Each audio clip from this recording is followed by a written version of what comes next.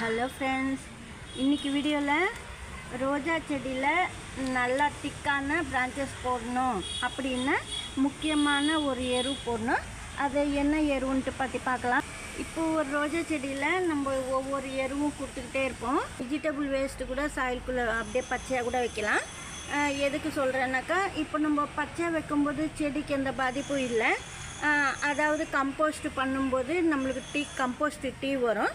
அதே போல் நம்ம சாயில்குள்ளே வைக்கும்போது பச்சை காய்கறி வைக்கும்போதும் வரும். அந்த செடிக்கு தண்ணி ஊற்ற ஊற்ற அந்த காய்கறி மக்கும்போது அந்த கம்போஸ்ட் டீயும் இறங்கும் பிளான்ட்டுக்கு. அதுக்காக தான் நம்ம ஸ்ட்ரெயிட்டாகவே மண்ணுக்குள்ளே வச்சுக்கலாம்னு சொல்கிறது. அப்பப்போ கம்போஸ்ட்டும் போடணும்.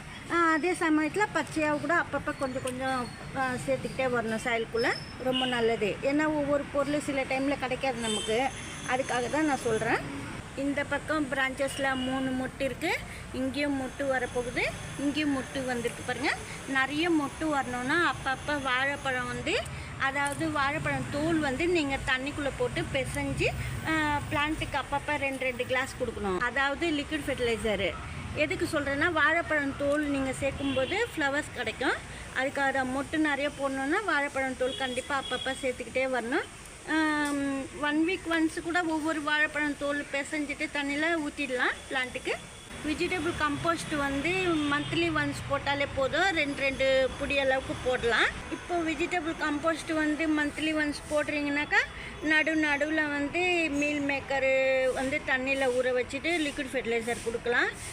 அதே போல் மோர் ஊற்றலாம். நடுவில் 10 days ஒன்ஸ். அது போல் மோர் அப்பப்போ நீங்கள் கொஞ்சம் கொஞ்சமாக சேர்த்துக்கிட்டே வரணும். அதாவது எவ்வளோ அளவுன்னா 2 கிளாஸ் வாட்டருக்கு 2 ஸ்பூன் தயிர் ஊற்றி மோராக்கி அது செடி கொடுக்கலாம். ரோஜா செடிக்கு நிறைய பூக்கள் பூக்கும். அது கூட அதே போல் லிக்விட் ஃபெர்டிலைசரில் ஆனியன் பீல்ஸ் கூட வெங்காயம் தோல் தண்ணியில் ஊற வச்சுட்டு நீங்கள் அது கூட கொடுக்கலாம். கம்போஸ்ட் ஒரு வாட்டி கொடுத்ததுக்கப்புறமா இதெல்லாம் நீங்கள் அப்பப்போ நடுவில் 10 days ஒன்ஸு ஒவ்வொரு லிக்விட் ஃபெர்டிலைசர் கொடுத்தா போதுமானது. முக்கியமாக கொடுக்க வேண்டிய எருவு என்னன்னாக்கா பாருங்கள், கருவேப்பிலை ஒவ்வொரு புடி அப்பப்போ நீங்கள் சாயில்குள்ளே சேர்த்துக்கிட்டே வரணும். ரொம்ப நல்லது. அதே போல் நீங்கள் கம்போஸ்ட்டு கூட அப்பப்போ நீங்கள் நிறைய சேர்த்துக்கிட்டே வரணும். கம்போஸ்ட்டில் கூட போடணும். நான் கம்போஸ்ட்டுக்காக தான் கொண்டு வந்தேன் இந்த கருவேப்பிலை. நிறைய கடையில் கேட்டு பழசு கேட்டால் கூட தருவாங்க. நீங்கள் அது கூட வாங்கிட்டு பிளான்ட்டுக்கு ரோஜா செடிக்கெல்லாம் போடலாம். ஏன்னா இந்த மாதிரி போடும்போது நல்லா இரும்பு சத்து கிடைக்கும், அயன் சத்து. அது மாதிரி கருவேப்பிலை சேர்க்கும்போது நல்லா தண்டெல்லாம் கூட தடிமனாக வரும். அதுக்காக தான் சொல்கிறது, திக்கான பிரான்ச்சஸ் கிடைக்கணுன்னா அப்பப்போ கருவேப்பிலை நீங்கள் போட்டிங்கன்னா பிளான்ட் நல்லா ஸ்ட்ராங்காக வளரும். அதுக்காக தான் சொல்கிறது. மேலுக்கு நீங்கள் மோர் கூட ஸ்ப்ரே பண்ணலாம் அப்பப்போ.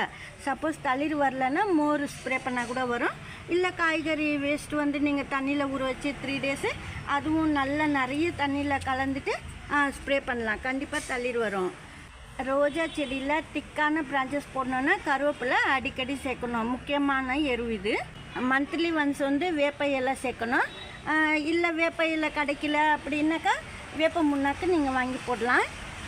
எவ்வளோ போடணுன்னா 1 ஸ்பூன் அளவுக்கு அப்பப்போ போட்டுக்கிட்டே வரணும். 20 days 25 daysக்கு ஒன்ஸு போடணும். இப்போ இந்த மாதிரி கருவேப்பிலை கொடுத்தோடனே ஒரு 3 days கழித்து நீங்கள் மீல் மேக்கர் தண்ணியில் ஊற வச்சுட்டு அந்த தண்ணி லிக்விட் ஃபெர்டிலைசர் கூட கொடுக்கலாம். நிறைய மொட்டுக்கள் வரும்.